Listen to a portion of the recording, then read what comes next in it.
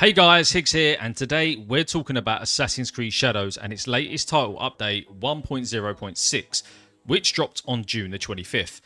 This update brought new content, a brutal nightmare difficulty, and a ton of fixes, but is it too little, too late for Ubisoft Quebec's feudal Japan adventure? But before we get into the video, if you find yourself enjoying the video, press that like button, and if you are into all things Assassin's Creed and gaming, subscribe to the channel as well.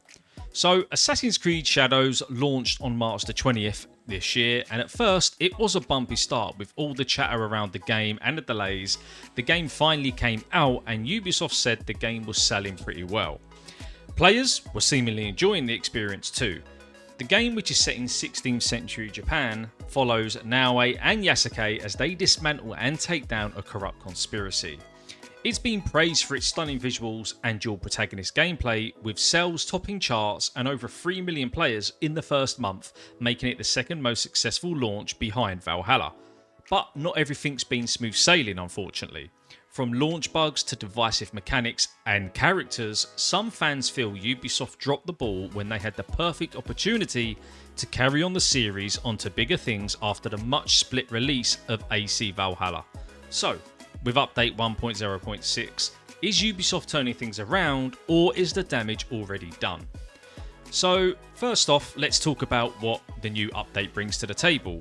There's a new free quest, a critical encounter featuring Rufino, a new ally voiced by Critical Role's Robbie Daymond. The mission itself, I thought, was a cool nod to fans with the lore and story impact, and it came with a new trophy and a Critical Role themed weapon pack in the store, which in my opinion was quite disappointing.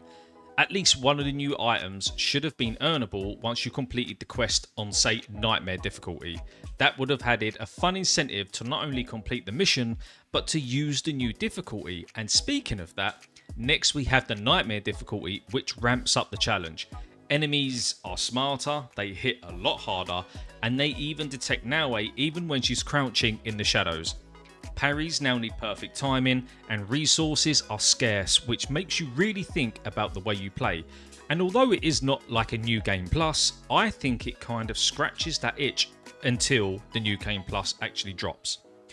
Quality of life additions like headgear toggles in cutscenes and an expanded open world alarm system were added too.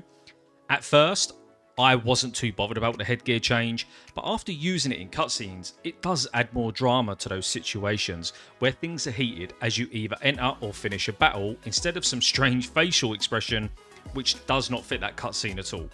The open world alarm system is more of a pain than a nice touch because there is nothing to gain for the player whilst making it more annoying, and I have had the opinion since that was announced.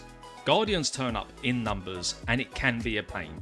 Ubisoft should have respected players' time and added rewards. I'm not saying insane rewards, but something a little bit different just to add to the Guardians now showing up during open world gameplay. Ubisoft also squashed over a dozen bugs, like fixing progression blockers in quests like Diary of Lady Rikaku and Lost Honor, and patching visual glitches with Naoe's Sekiryu outfit. All of these changes are great and much needed, with the new mission, a critical encounter, adding to the Templar side of things and introducing us to a really useful ally in Rufino. And to be honest, in my opinion, that is the only useful ally as well. But here is where things can get a little bit muddy. Despite these updates, some players have already put the game down, and others are saying it's too late for Shadows to win them back. And here's why. We've got the launch woes, which still kind of linger. So the game's launch was rocky, as we've said, with stuttering on PC, crashes on PS5, which I do still get, and progression bugs. Updates like 1.0.2 and 1.0.3 fix some of these issues, but players still reports traversal stutters and unoptimized performances like 2 months later. For a game delayed from November of last year to February this year, these issues do make you think there was more cutting of content than actual quality of life fixes. And then we've got the player fatigue. So Assassin's Creed fans have been vocal about Ubisoft's reliance on patches to complete games. Constant updates like the one we've just got, while welcome, reinforced the idea that Shadows wasn't ready at launch, and that is quite evident. With 9 AC games rumoured in the next 6 years, fans are burned out on this cycle, and Ubisoft does need to up their game, because this is a great franchise and one I've really grown to love in such a short space of time, and it can be so much better if it were not for probably upper management making bad decisions and not giving devs the freedom that they need to create the games that we want. Then we've got like the missed opportunities. The new content is cool and all, but it should have been there from the start. The critical counter, quest and nightmare difficulty are great for dedicated players, but they don't address core criticisms like repetitive open world design or shallow stealth mechanics compared to older titles. I personally think the stealth is okay in Shadows, it's really fluid, but yeah, maybe going back and playing some of the older games, you can really sense more of a stealthy assassin vibe to it. The Critical Role collab is quite niche, and the weapon pack being store-bought will, it's just rubbed people up the wrong way, and rightfully so. Then we've got community sentiment. Now, social media does play a big part, and there are mixed feelings on X and places like Reddit. While some praise the new ally and difficulty, others do feel Ubisoft's focus on small content drops ignores bigger issues. The expansive open world alarm system, where the Guardians chase you across provinces, is divisive. Some love the challenge, others find it punishing and annoying like myself, but the reality, Shadows has sold well from what we're being told, and it has an 81 on OpenCritic, which is good, but I think goodwill is eroding. We want perspective. Ubisoft's post-launch support is not good and kind of a double-edged sword. Necessary fixes, but a reminder the game shipped unfinished, and with the ending it was quite clear that Claws of Awaji, the DLC coming later this year, was kind of stripped and then used for a DLC, which is why when you pre-ordered, you got that DLC included. For those who haven't, they have to pay more money to continue a story that should have been sewn up in the main game. But it's not all doom and gloom. Shadows has a lot going for it. A rich setting, which is beautifully designed, like one of the best worlds I've been in. You've got dual protagonists, and let's be honest, Yasuke is a great character with an even better backstory, and he does bring so much to the game. And a roadmap promising improvements. We've got New Game Plus, and we've got that Claws of Awaji expansion by the year's end. And we have good reason to be excited, because up until now, all the patches have added something to the game, like improved parkour, which was a really welcome change.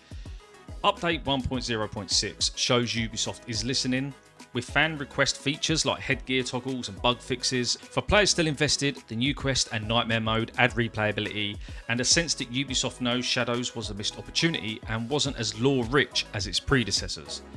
Sales numbers suggest a strong player base, and Ubisoft's commitment to updates could polish Shadows into a standout AC title. Whether Ubisoft can continue to take note and make sure Shadows ends up the game it should be, and future titles also are good, remains to be seen, but I hope this merger with Tencent allows them the flexibility and time to do that. So, is it too late for Assassin's Creed Shadows? For some, maybe the rocky launch and Ubisoft's patch-heavy approach have soured the experience. For others, they just weren't interested at all because of a character. And I think for most of us, the latest updates, new content and fixes keep the adventure alive, but the franchise does need new players, like every community does, for the player base and the community to continue to grow. That means the games need to be good from the off. There is no waiting. People are paying good money and their time is valuable these days. They want a full-on game. This isn't some massive MMO live service game like a Destiny or World of Warcraft. This is a single-player game what should be locked in. For me, there's too many microtransactions in the store for this. That just kind of shows you where the bosses at Ubisoft's head are at to try and claw as much money as possible with the cutting of content and adding all of this really cool looking gear in the game, but for real money. Let's face it, they should stick half of that in the game to be earnable, even if it's with some really tough challenges. Just give us something to chase. But ultimately, the games need the required amount of time, or the developers need the required amount of time to really quality test their games and make them a good experience from the off. But are you diving back in, or have you dived in for the Raffinio quest and nightmare mode, or have you just moved on for now? Drop your thoughts down in the comments section below. But if you have enjoyed that video, hit that like button as it helps the video out massively.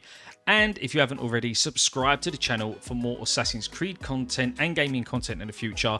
I have loads of Assassin's Creed stuff on my channel now, which you can go over to in the playlist section and just start watching loads of it. So make sure you go and check that out as well. But as always, guys, take care and I'll see you in the next video.